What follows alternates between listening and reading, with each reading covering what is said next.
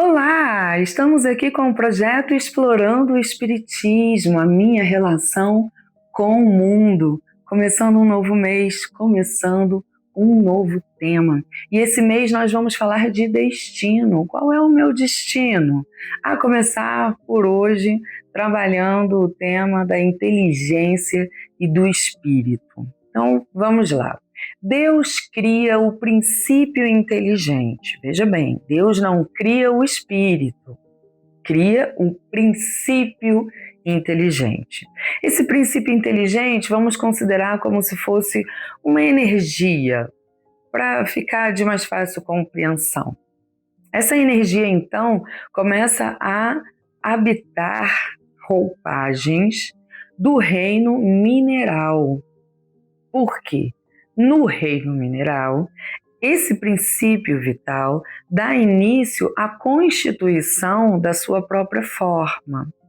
E ele começa a ter sensações do funcionamento do reino mineral, onde há muito a experiência da atração e da retração, de impactos, né, e de efeitos brutos. Pois bem, quando esse princípio vital passa por essas roupagens do reino mineral, ele dá início ao desenvolvimento da percepção de uma sensação. E aí ele começa a vestir roupagens do reino vegetal, que é onde a sensação vai ficando mais forte e ele passa, inclusive, a reagir a essas sensações, né? Então a gente enxerga no reino vegetal, algumas plantações que são mais inertes e algumas plantações que reagem mais às sensações, né? Em busca da própria sobrevivência. Então, quando ele está no reino vegetal, ele aprofunda as sensações e dá início ao desenvolvimento de instintos.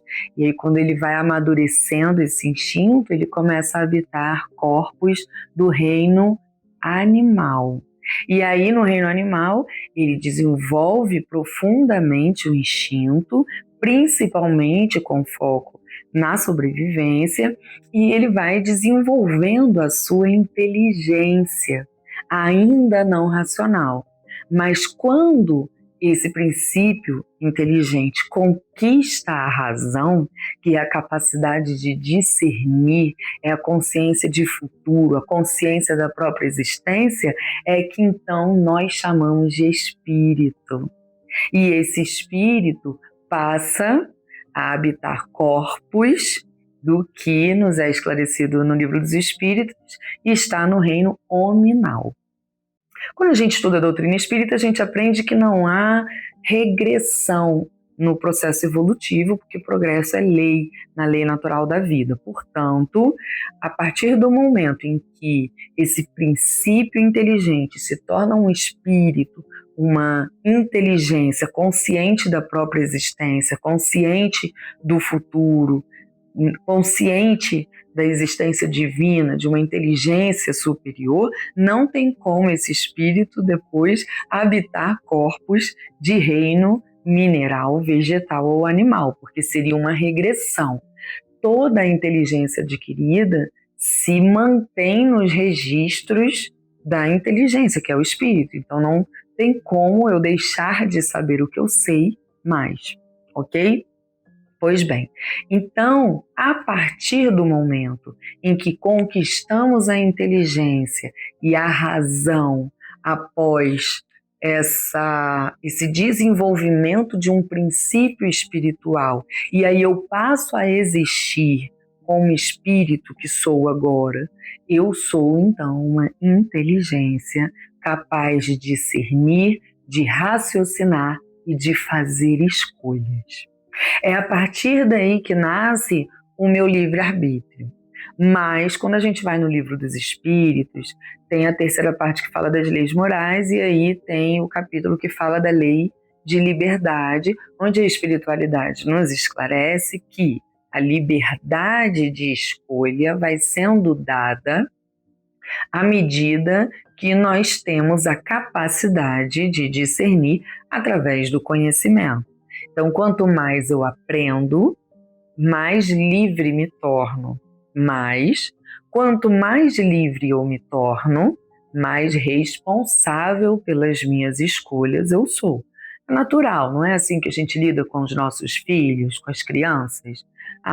Eu sempre comento isso nas palestras que eu dou, ou em sala de aula, né, no estudo sistematizado da doutrina espírita. Quando uma criança de 2 anos pega uma canetinha e rabisca a parede, a gente compreende, a gente acolhe, ensina e direciona. Agora, uma pessoa com 12 anos fazer isso, aí a conversa já vai ser diferente, né? Assim é a justiça divina com a gente. Deus nos faz responder pelas escolhas conscientes que estamos fazendo, ou seja, escolhas resultantes do que eu já sei, do conhecimento já adquirido. Por eu ter o conhecimento, eu tenho a capacidade de discernir e fazer uma escolha responsável. Então, eu me responsabilizo pelas consequências dessa escolha. No Livro dos Espíritos, no capítulo 11, inclusive indico a leitura, porque o capítulo todo fala dos reinos, ok? Tem uma questão, a 607, e eu não vou explorar muito a questão, porque a gente levaria tempo, mas eu vou destacar uma parte em que somos esclarecidos da seguinte forma. O princípio inteligente sofre uma transformação e se torna espírito. É então que começa para ele, o espírito, o período de humanidade. E com ele, a consciência de seu futuro, a distinção do bem e do mal e a responsabilidade dos seus atos. Como depois do período de infância. Aí ele vai, né, seguindo aqui o esclarecimento. Também indico a leitura do livro A Gênese, que no capítulo 10 e no capítulo 11 também explora esse tema que estamos falando aqui, tá certo? Existem muitas literaturas que trazem esse tema profundo, mas como obras básicas que nós temos na doutrina espírita, fica a indicação dessas duas leituras. Pois bem, então, a partir do momento em que eu passo a existir, eu, espírito, consciente da minha existência, eu dou início ao meu aperfeiçoamento moral. Só que para eu aperfeiçoar a minha inteligência moral, eu preciso desenvolver a minha inteligência intelectual. Portanto, o espírito tem como missão, nas suas múltiplas encarnações, na Terra, especialmente por tratar de um planeta que recebe espíritos imperfeitos, o desenvolvimento da própria inteligência, né? Então, eu sou uma inteligência, mas ainda na ignorância, porque não domino a lei da vida. Não compreendo as virtudes, nem tenho as habilidades de colocar essas virtudes em prática.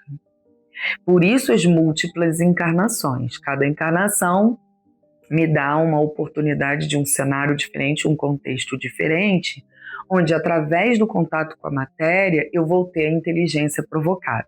Nos primeiros episódios do nosso programa a gente falou muito disso, porque a gente falou do objetivo da vida na Terra, ok? Pois bem, então eu, como espírito, começo a ser provocada pela matéria e pela experiência na matéria para o despertar da minha inteligência, no que se refere a conhecer, compreender e pôr em prática em conformidade com a lei de amor. Por isso, a gente sempre fala que o nosso papel é desenvolver as duas asas da inteligência, a intelectual e a moral. Porque se a gente desenvolve só uma asa, né, a gente não consegue ter voos em equilíbrio, né? A gente vai ficar ali bambo. Então, a gente precisa desenvolver inteligência intelectual e moral. Aí, os espíritos nos explicam que não tem como a gente desenvolver a moralidade sem a intelectualidade, porque através do intelecto é que eu aprendo a discernir. Então, como dito agora na leitura do Livro dos Espíritos, nós precisamos discernir o bem do mal, né? Então, eu preciso fazer isso através da razão. E é o desenvolvimento intelectual que me traz isso. Então, por exemplo, você está aqui assistindo esse vídeo comigo, você está tocando no seu intelecto, em compreender como as coisas funcionam, né? Aí a gente compreende, depois a gente tem que viver em coerência com isso, ter uma conduta, ter uma postura em coerência com o conhecimento que a gente tem. Então, todos nós sabemos já que precisamos amar ao próximo como a si mesmo, mas amar o próximo como a si é que são elas, né? Coloca um vizinho perturbando, um familiar causando problema, o pessoal no trabalho, e nossas sombras, nossas dores toda hora sendo tocadas, aí a gente entende que realmente a compreensão intelectual é uma coisa, a moral é outra, porque a moral é conduta, é atitude, postura, tá certo? Então, vamos começar a olhar para a vida sob essa ótica. Eu sou uma inteligência em desenvolvimento. Ora, se eu sou uma inteligência em desenvolvimento, eu preciso compreender que há ignorância em mim, e isso já ajuda muito, porque é por falta de humildade que eu não busco recursos para melhorar. E quando eu reconheço que eu tenho fragilidades, aí eu busco recursos para melhorar. Então vamos aceitar que há fragilidade, que há ignorância, e vamos nos responsabilizar pelos nossos atos, porque sempre que eu escolho agir, eu gero um efeito. E o efeito me ensina. Por que a gente está trazendo a inteligência e o espírito num tema que a gente fala de destino? Justamente porque eu não sou um robô que veio ao mundo cumprir com um script, com um roteiro padrão. Esse é um dos grandes paradigmas que a gente quebra quando a gente estuda a doutrina espírita. Não há um destino firmado. Eu sou responsável pelas escolhas que eu faço no caminho. Existe sim o planejamento encarnatório, outra dica de episódio que a gente já teve também, falou do planejamento encarnatório. E no planejamento encarnatório, a espiritualidade faz toda uma arquitetura para decidir a família que vai me receber, o contexto de vida que eu vou ter, econômico, social, orgânico, né? O corpo que vai me receber, físico, para me dar as experiências que eu preciso. E sim, a providência divina vai se impor a mim, me oportunizando caminhos. Mas como eu lido com isso, sempre será uma escolha minha. E ao escolher como eu vou lidar, eu estou me responsabilizando com as consequências, porque as consequências me ensinam. Então eu começo a personalizar o meu caminho. A espiritualidade maior, muito fiel ao objetivo evolutivo de eu estar aqui na Terra, vai então me influenciando, né? Mas são influências, não são decisões, porque eles cumprem com a lei de Deus, eles não desrespeitam o livre-arbítrio.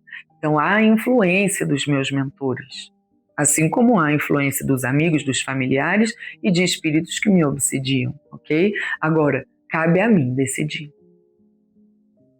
E aí tudo bem, a gente não precisa enxergar isso como um medo, ok? A gente precisa enxergar isso, pelo contrário, como uma motivação de, poxa, eu vim para despertar ainda mais a inteligência, para alcançar condutas mais elevadas, desenvolver novas habilidades virtuosas. Então isso me dá libido de vida, eu vou tentar. E quando vem o efeito, ao invés de eu me culpar, paralisar e ficar ali sofrendo, opa, esse efeito está me ensinando. O que esse efeito me ensina? Então eu vou ajustar a minha conduta, vou tentar de uma outra maneira, até que eu consiga acertar. Só que a gente se cobra tanto perfeição que a gente não aceita nossos erros. Ou a gente se defende ou a gente se culpa. Mas a proposta da vida na Terra é essa experimentação contínua e o aprendizado contínuo com os efeitos. Então, eu posso cooperar com o meu aprendizado, eu posso atrapalhar o meu aprendizado, boicotar, né? Por isso que a espiritualidade nos ensina que a gente não consegue regredir, mas a gente consegue estacionar. porque o nosso livre-arbítrio é respeitado. E aí vem sempre a providência divina nos provocando, através de novas experiências, de pessoas,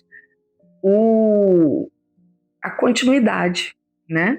Então, eu paro aqui minha evolução e a providência divina vem me provocando o interesse de sair do lugar, seja através do amor, seja através da dor. Então, ao invés de você viver a vida entendendo que o seu papel é vir, crescer, né, reproduzir e morrer, para com isso, de jeito nenhum. Você não é uma planta, ok? Você não é um animal. Você é um espírito, uma inteligência. Você veio se desenvolver através de diversas experiências. Então também não fica com esse olhar do, poxa, a vida do outro é melhor que a minha. As suas experiências são necessárias para o despertar da sua inteligência nesse momento. Talvez em vidas anteriores você tenha tido a experiência do outro.